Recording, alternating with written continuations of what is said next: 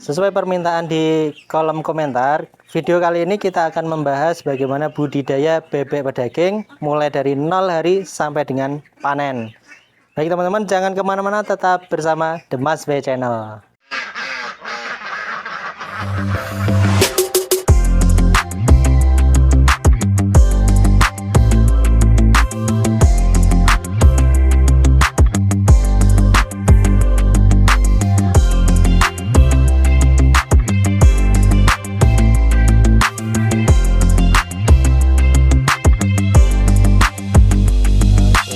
Menemukan resep-resepnya atau pola-pola budidaya di sana.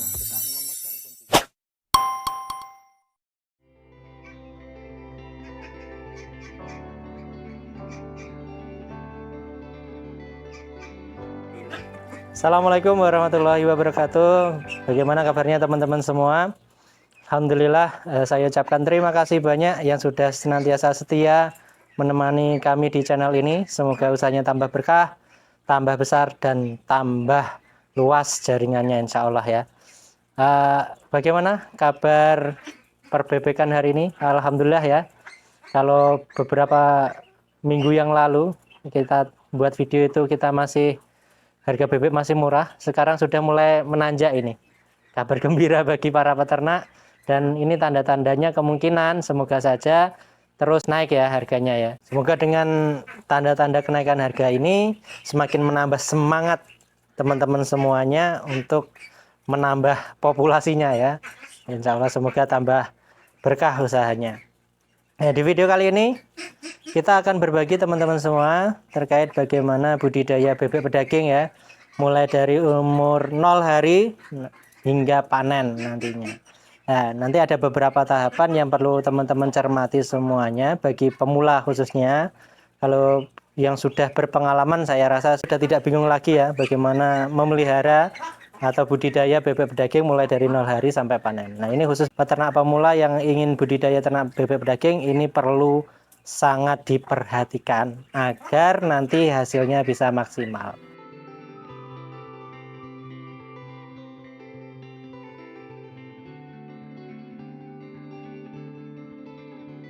Oke, baik teman-teman. Jadi untuk budidaya bebek pedaging sebenarnya secara umum itu kan dibagi menjadi dua fase ya. Yang pertama itu fase starter, yang kedua adalah fase finisher. Nah, fase starter ini terkait dengan check-in atau memasukkan DOD itu ya. Kemudian vaksinasi itu masuk fase starter ini, dan juga brooding. Kita akan bahas satu persatu lebih detail lagi sehingga nanti teman-teman punya gambaran bagaimana memulai usaha ternak bebek pedaging ini. Nah, biasanya di tempat saya ini saya pelihara dulu ya. Astagfirullah, jatuh. Jadi biasanya itu setelah netas saya pelihara dulu sekitar 2 hari. Nah, setelah 2 hari sudah sekitar segini ya, sudah sehat-sehat semua, sudah suka makan, senang ngombe, senang makan, dan sudah aktif semua. Ini biasanya baru diambil oleh pedagang atau diambil oleh langganan saya. Nah, ini sudah sehat-sehat semua sehingga nanti ketika sampai di peternak, peternak itu resiko kematiannya sudah kecil karena DOD-nya sudah sehat-sehat semua. Nah, di fase inilah fase yang menentukan teman-teman semua. Di fase starter ini yang akan menentukan nanti perkembangan dari bebek yang akan dipelihara oleh teman-teman semua. Maka di sini harus dipastikan ya, yang pertama pakannya itu harus nutrisinya memenuhi kebutuhan si bebek. Kalau ini kita nggak main-main ya, kita nggak berani coba-coba, kita menggunakan pakan pabrikan atau pakan starter yang sudah ada di pasaran. Nah, di komen kemarin saya baca ada, apa ada Thomas? Mana ada harga pakan starter yang harganya sekitar 370-an ribu. Kalau teman-teman sering main ke poultry ya, kalau di sini ya di tempat saya itu sudah banyak pabrik itu mengeluarkan pakan starter khusus untuk bebek, dan itu harganya sekitaran antara 360 sampai 380 ribu per saknya, dan itu bisa dijumpai di berbagai poultry shop ya teman-teman. dan berbagai pabrik itu sudah mengeluarkan.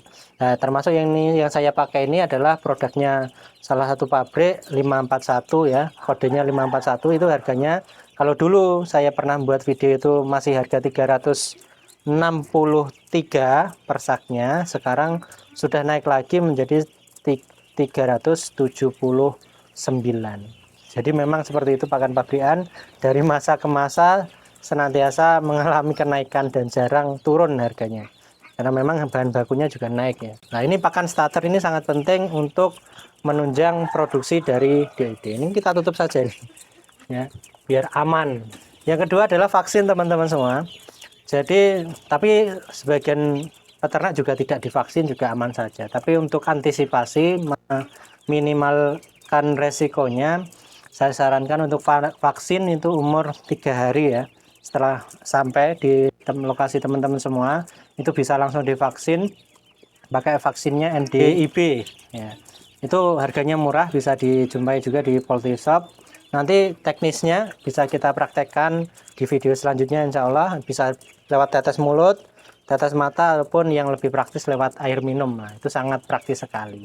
Itu fase starter, dan selanjutnya tidak kalah penting adalah brooding. Ini masa brooding ini sangat menentukan juga.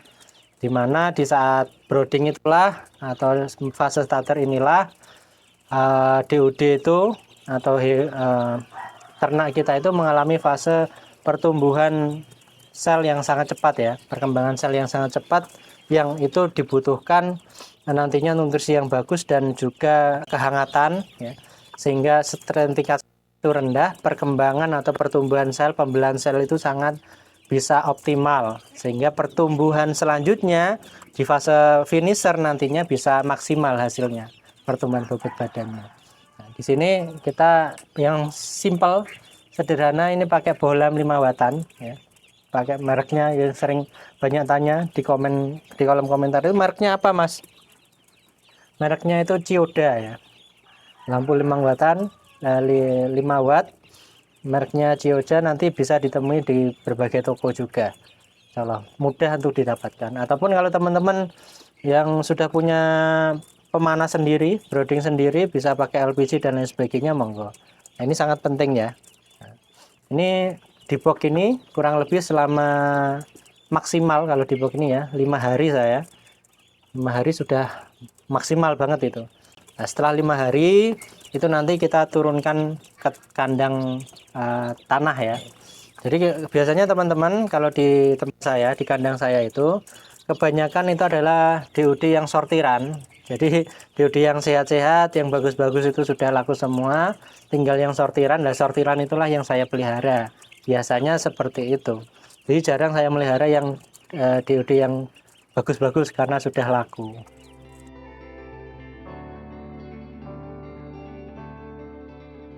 Oke teman-teman, baik, ini tadi ya, selain di box tadi juga ada yang di box yang seperti biasa ya, yang banyak peternak gunakan juga. Nah, ini contoh meri sortiran teman-teman ya. Ini setiap menetas 1 minggu sekali itu mesti ada meri sortiran. Itu biasanya yang DOD yang menetasnya terlambat, itu biasanya pertumbuhannya agak lambat. Nah, itu dan nggak masuk kiriman, nggak masuk dibeli oleh pedagang. Ini saya pelihara sendiri. Ini sekitar ada 30-an ekor ya. Jadi setiap netes 1 minggu sekali itu sekitar 30-an ekor itu mesti ada yang sisa. Nah, ini saya pelihara sendiri dan saya kasih pakan yang normal, alhamdulillah bisa besar juga. Nanti bisa dilihat ya di kandang tanah itu. Kebanyakan itu adalah meri sortiran teman-teman semua. Jadi meskipun sortiran, dia tetap bisa besar ya, asalkan tidak dicampur dengan meri yang normal atau DOD yang normal. Karena kalau dicampur dengan DOD yang normal, nanti pertumbuhannya pasti akan terhambat. Nah, ini salah satunya yang cacat-cacat juga ya, yang dingklang dan yang kecil. Nah, ini fase starter, kita menggunakan pakan starter itu sampai umur 15 hari. Ataupun nanti bisa kita juga sharing juga. Kadang saya juga pakai pakan pabrikan full. Ketika pakan campuran itu mahal, kemudian kita hitung ternyata hampir sama jatuhnya. Nah, mending kalau saran saya pakai pakan pabrikan saja. Kalau memang nanti ketika dihitung-hitung antara pakan campuran yang teman-teman buat dengan pakan pabrikan itu jatuhnya per kilo sama, mending pakai pakan pabrikan saja. Nah, ini teman-teman yang sudah turun tanah ya, ini sudah umur sekitar 3 minggu, sekitar 3 mingguan. Nah, ini sudah umur 32 hari. Ini juga meri sisa juga. Yang kemarin pas murah itu ya. Pas bebek murah itu berdampak juga pada harga DOD yang murah pula. Dan juga permintaan juga agak turun. Nah, sebagian ini sisanya yang saya pelihara sendiri dan alhamdulillah sekitar 5 hari lagi itu panen. Dan pada saat panen harganya mulai naik, alhamdulillah ini ya. Nah, jadi pada saat turun di tanah yang harus dipastikan oleh teman-teman semua, pastikan kandangnya kering ya. Kemudian kandang itu sudah siap, penataan tempat minumnya juga sudah siap semua, tinggal diturunkan di tanah. Dan tidak kalah penting adalah antisipasi dari predatornya. Nah, makanya kalau di sini saya kasih apa ya?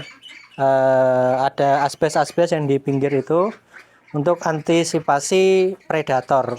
Karena kandang saya ini di pinggir kali itu banyak sekali predator ya. Seperti apa itu namanya? Garangan. Garangan itu apa ya? Bahasa Indonesia. Musang ya, musang, kemudian tikus kali itu kan banyak sekali. Nah, tapi kalau tikus nanti bisa diobat ya. Bisa pakai obat tikus itu dan insya Allah cukup mereda dari serangan tikus. Sekarang alhamdulillah sudah aman ya. Tidak ada yang dimakan tikus. Selain kandang sudah siap, sudah ready. Dari predator aman, yang disiapkan selanjutnya adalah pakan. Nah, ini tadi yang sudah saya jelaskan. Di fase finisher nantinya itu teman-teman bisa menggunakan satu pakan campuran sendiri, yang itu tergantung potensi dari wilayah teman-teman semua. Yang pakan campuran atau bahan pakan yang bisa digunakan di wilayah teman-teman semua itu apa saja. Nah, itu bisa diransum, kemudian dari ransuman itu memenuhi kebutuhan dari nutrisi bebeknya. Nah, kebutuhan nutrisi minimal proteinnya kan 18% ya, minimal itu untuk fase finisher itu sudah cukup insya Allah. Dan nanti hitung-hitungannya bisa dipelajari bersama ataupun nanti kita buatkan video khusus bagaimana cara meransum pakan dengan bahan yang umum ya. Karena setiap daerah bahannya beda-beda dan itu harus dicari literaturnya, dicari kandungan nutrisinya seberapa persen, itu kan harus ada datanya dulu, baru nanti kita ransumkan pakan kebutuhannya porsinya berapa persen. Nah, kalau biasanya dipakai pakan yang umum yang ada di tengah-tengah masyarakat itu kan pakai kebi ya. Kebi itu polesannya beras. Kemudian ada karak atau nasi aking. Kemudian ada bekatul ya. Bekatul pakai yang bagus, yang grade A ataupun separator. Kemudian pakai konsentrat. Adapun nanti ada apa itu namanya? Tepung Kentucky, kemudian ada sosis, kemudian ada bungkil-bungkilan yang lainnya, itu semua itu ya tergantung dari wilayah teman-teman semua, ada atau tidak, mahal atau tidak. Nah, itu alternatif. Tapi yang paling pokok menurut saya kalau pakan campur itu adalah kebi ya, kebi, konsentrat, dan setelah itu monggo. Selain itu monggo nanti bisa ditambahkan sesuai dengan kebutuhannya atau ambang batasnya kan ada setiap bahan pakan itu. Tapi yang paling pokok adalah kebi dan konsentrat ini menurut saya. Kalaupun yang lain tidak ada, kalau ada kebi dan konsentrat itu sudah cukup. Jadi porsinya berapa persen? Nah, setiap bahan itu. Kalau konsentrat khusus pedaging itu saya sarankan antara 20 sampai 25% ya. Kemudian kebinya itu sekitar 40 sampai 50%.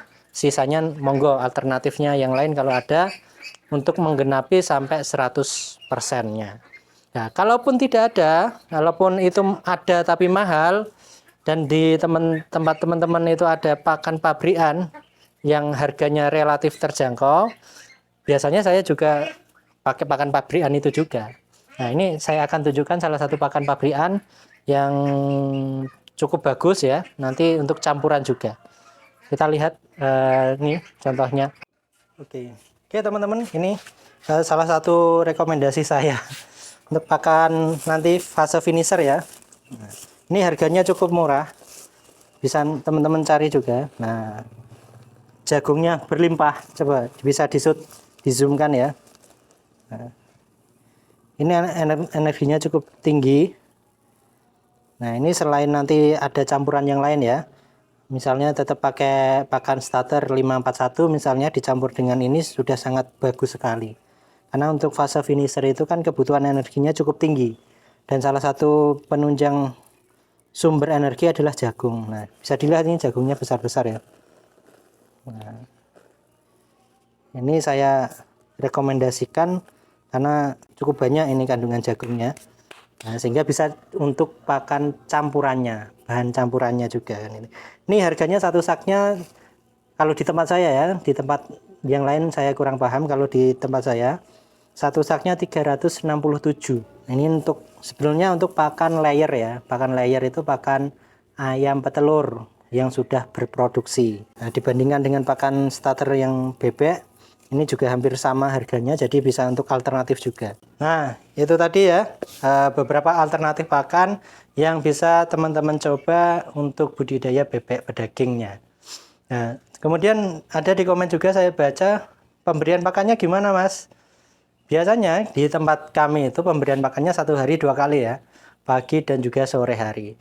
Ketika pakan itu nutrisinya cukup, bagus ya, insya Allah pemberian pakan 2 kali sehari itu sudah cukup untuk kebutuhan pakan bebek. Nah, jumlahnya berapa tergantung umurnya ya, tergantung umur bebeknya.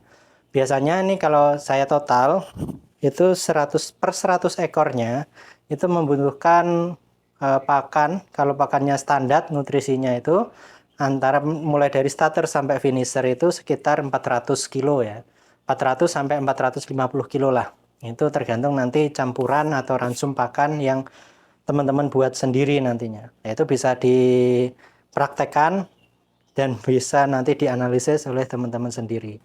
Perharinya jumlahnya berapa pemberian pakannya Mas? Nah, kalau menurut saya jadi patokannya adalah ketika teman-teman itu ngasihkan pakan pagi itu tidak langsung habis, masih sampai sore itu masih ada sisa dikit, berarti itu sudah cukup ya. Jadi tidak perlu ditakar kiloannya. Standarnya adalah kalau pakan itu nutrisinya cukup, biasanya itu bebek itu tidak gerangsang. Tidak gerangsang itu apa? Tidak rakus. Ya, ketika dikasihkan pakan orangnya belum sampai keluar kandang pakannya sudah habis, berarti itu salah satu indikasi pakan itu nutrisinya masih kurang gitu. Atau cara pemeliharaannya yang kurang pas juga kan itu. Nah, maka salah satu indikasi pakan itu bagus dan bebek itu pertumbuhannya bagus dengan pemberian pakan yang tepat itu tadi adalah ketika kita kasihkan pakan, nah, bebek itu tidak langsung menghabiskan pakan itu, tidak rakus lah istilahnya. Dia makan dikit demi dikit, ngemil istilahnya. Nah, ketika kita kasihkan pakan pagi, kalau sore masih ada dikit, berarti itu sudah cukup. Nanti malam dikasihkan pakan malam, pagi masih sisa dikit, berarti itu sudah cukup pemberian pakannya. Kalau misalnya pagi dikasihkan, sore sudah habis, berarti malam ditambahi lagi jumlahnya. Nah, seperti itu teknisnya pemberian pakannya itu. Nah, kalau pakai pakan butiran ya tinggal kasihkan saja ya pakan pabrikan itu. Kalau nanti pakai pakan ransum ya harus dikasih air ya. Sampai seberapa banyak airnya itu takar standarnya itu mamel lah istilahnya. Tidak terlalu basah juga tidak kering. Ya, mamel cukup lah. Ya, itu biasanya bebek senang kalau bentuk pakan yang seperti itu.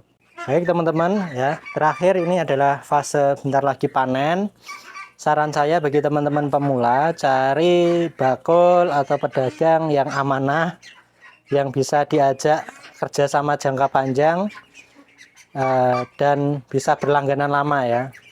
Nah, itu perlu mencari memang teman-teman. Nah, alhamdulillah saya dari awal ya, dari awal usaha ini sampai sekarang, saya tidak gonta-ganti bakul. Alhamdulillah tidak gonta-ganti pedagang ya.